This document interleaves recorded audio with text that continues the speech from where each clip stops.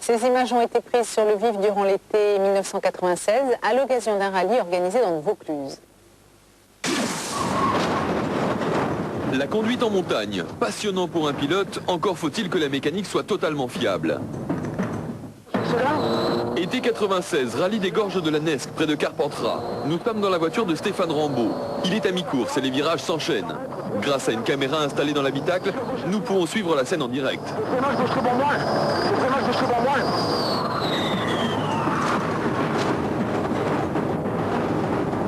La voiture ne s'immobilisera que 70 mètres plus bas. J'attendais le voile noir qui arrive et ça y est, c'était la fin, j'étais mort. Mais non, heureusement, Stéphane Rambaud s'en est sorti indemne. Pour essayer d'expliquer son accident, nous avons demandé à Richard Autran de refaire ce parcours. Pour lui, ce virage ne présente pas de difficulté majeure. Le lieu où s'est passé l'accident, c'est un virage qu'il faut bien repérer en reconnaissance. C'est un virage qui se négocie assez vite et à moins d'un bruit mécanique, on ne peut pas sortir à cet endroit-là. Lorsque je suis arrivé dans le virage, mon câble d'embrayage a cassé et je n'avais pas de solution pour éviter cet accident. Et à cette vitesse, environ 110 km/h, un câble d'embrayage qui casse, ça ne pardonne pas. Le pilote ne contrôle plus rien. C'est un peu comme s'il se retrouvait au point mort. Impossible de tourner. Pourtant, Stéphane Rambaud a tout essayé. Quand la vitesse ne voulait pas s'enclencher, j'ai quand même pris le volant à deux mains pour essayer de prendre le virage en me disant faut que ça passe. Dans les tonneaux, j'ai rien vu de spécial, ça tournait, j'ai rien entendu.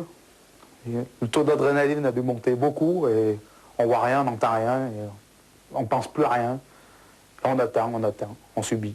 J'arrivais 2 minutes derrière la Sierra, je vais pour freiner, je vois 2 énormes traces de frein noir qui se dirigent vers le mur, je lève le pied, sachant pas ce qui se passait.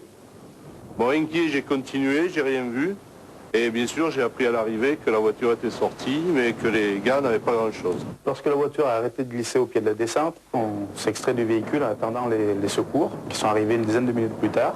Les pompiers et le médecin nous ont remontés, nous ont ramenés au départ, et ils m'ont extrait les bouts de verre que j'avais sous la paupière. Stéphane Rambaud s'en sort bien, mais ce n'est pas par hasard. Car en rallye, les règles de sécurité sont très strictes et les voitures très protégées. Arceaux de sécurité, sièges baquets et harnais ultra résistants, tout est prévu pour que les pilotes soient le plus protégés possible. Mais au fait, y avait-il un moyen d'éviter l'accident en utilisant le frein à main, par exemple? En actionnant et le frein à pied et le frein à main, il y avait toutes les chances qu'on bloque les roues, et à ce moment-là, le résultat aurait été le même. C'est pas une erreur de pilotage, c'est pas une erreur de préparation de l'auto non plus. C'est, je crois, un manque de chance. Un manque de chance, c'est certain. Car avant chaque départ d'épreuve chronométrée, un commissaire agréé par la Fédération française de l'automobile vérifie point par point la conformité du véhicule et son état technique. En l'occurrence, la voiture avait été vérifiée, validée, y compris le câble d'embrayage. Ce qui aurait été le top, c'est de pouvoir changer toutes les pièces d'usure avant le rallye, mais pour des amateurs, c'est pas faisable. Le rallye est un sport qui coûte très cher. C'est un sport de riche pour gens pauvres, je dis toujours ça. Pour assouvir leur passion, les pilotes doivent débourser chacun entre 150 000 et 500 000 francs par an. 150 000 francs pour les bricoleurs et 500 000 francs pour ceux qui ne mettent jamais les mains dans le cambouis. Mais rien n'arrête ces boulimiques de la route, même pas ce genre d'accident de parcours.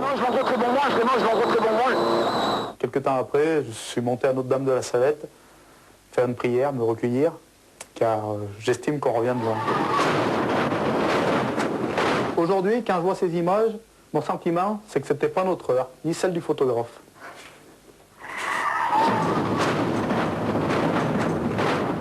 Et c'est avec philosophie que Stéphane Rambaud a depuis repris la route et les rallyes.